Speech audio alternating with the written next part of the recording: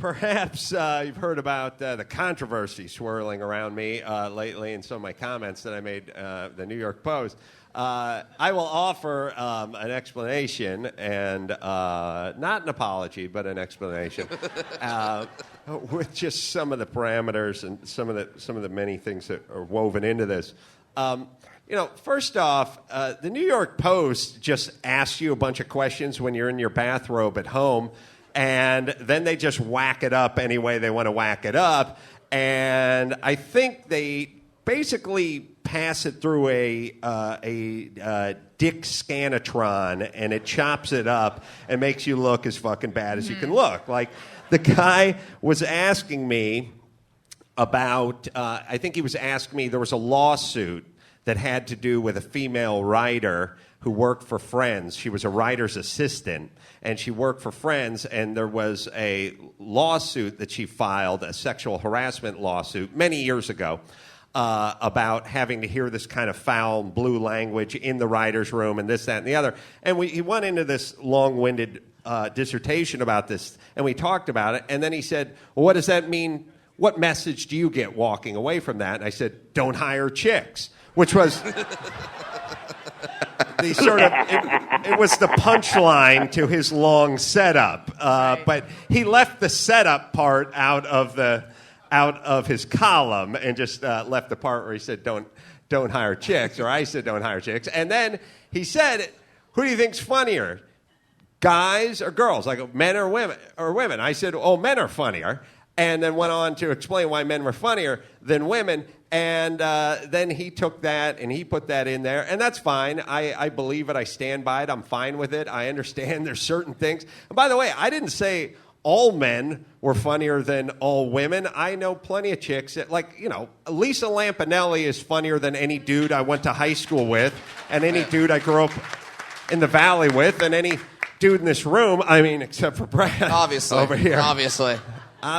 Well, absolutely. So, anyway, some of the blogs and column, I don't know, online. Anyway, everyone grabbed hold of my statement. And by the way, I gave examples of, I think it was Tina Fey and Kathy Griffin and maybe Sarah Silverman. And Alison Rosen. Thank you. He cut me off at Alison Rosen. That was the first thing they took out when they passed it through the douchometer, yes. I guess. But they didn't mention any of the women I thought were funny. They just said, Adam Carolla says women aren't funny, and then everyone just took it and ran with it.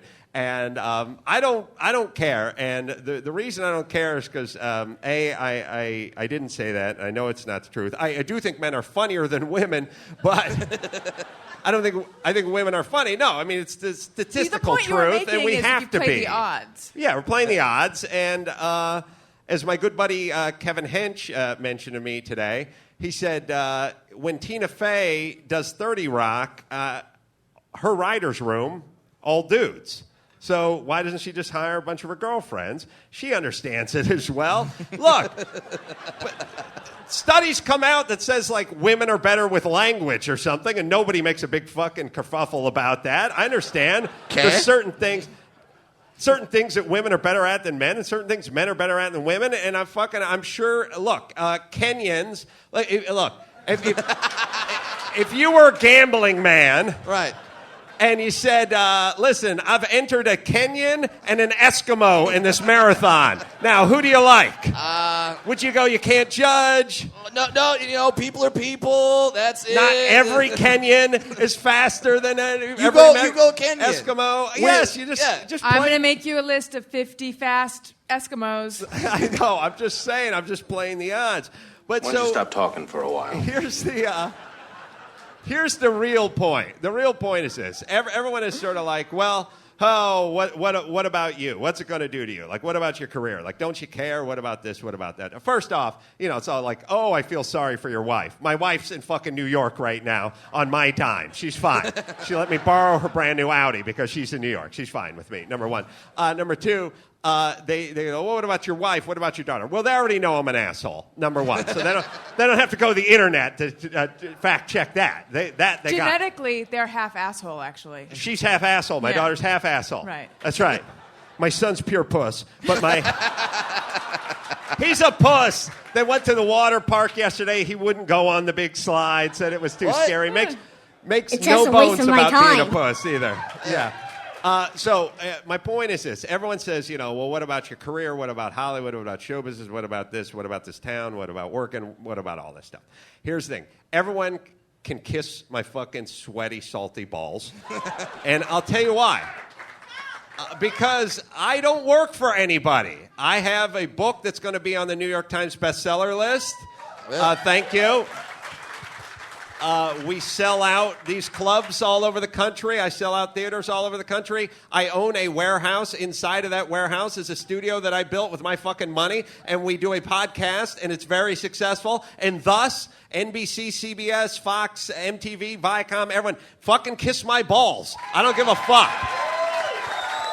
The whole reason I wanted to build the fucking pirate ship is not to deal with these assholes, and now I don't have to deal with these assholes. So good. Say whatever the fuck you want. I'm rich. I don't give a fuck. Jeez, and that's why I did this, because I can't fucking live in this town. And Sam Rubin, I did the morning show at KTLA, and during the commercial break, he said, seriously, he said, like just during the break, he said, but wouldn't you want to get back into late night television if something happened, if, Jimmy Fallon stepped on a landmine or something? Oh, it'd be awesome. Just the headlines alone. But, and there was an opening in late night. Wouldn't you want to get back into it? And I said, no, I'm done. I'm not interested. You couldn't get me back into it. They wouldn't want me back into it. I'm tired of doing fucking comedy by committee. I've built my own fucking pirate ship. You guys have all joined up, and we're setting sail. And that's it. So fuck all of them. Thank you.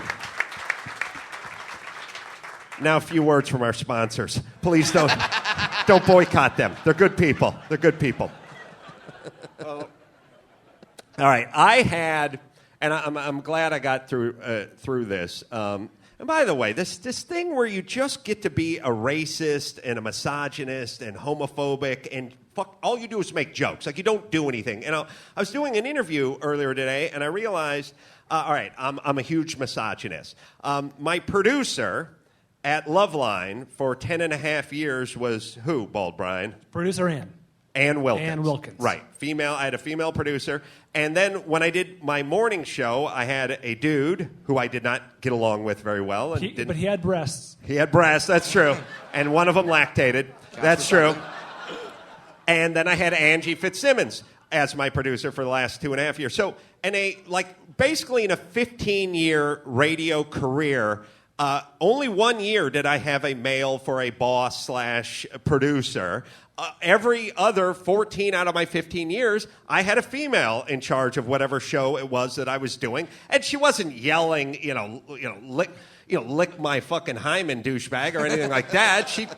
They treated me right, but I had no beef with having a female producer in any show that I've ever done, and I've worked with many females many times, so it's absolutely fucking ludicrous to say that I'm a misogynist. Hey, Sugar Tits, could I have one of those drinks?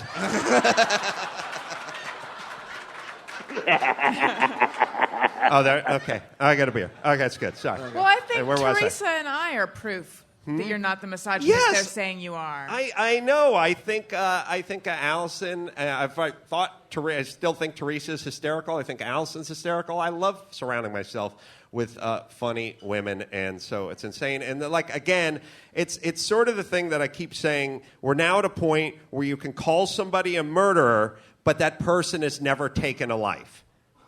You're a racist. You're a misogynist. You're homophobic. You're xenophobic. Yet you've never done anything to any of these groups. I think that's a fucking slippery slope. And by the way, we now have taken all the teeth out of these words. It used to be, hey, if somebody called you a racist, that was a pretty fucking big deal. I mean, it was right up there with pedophile. And now it's like, so be it.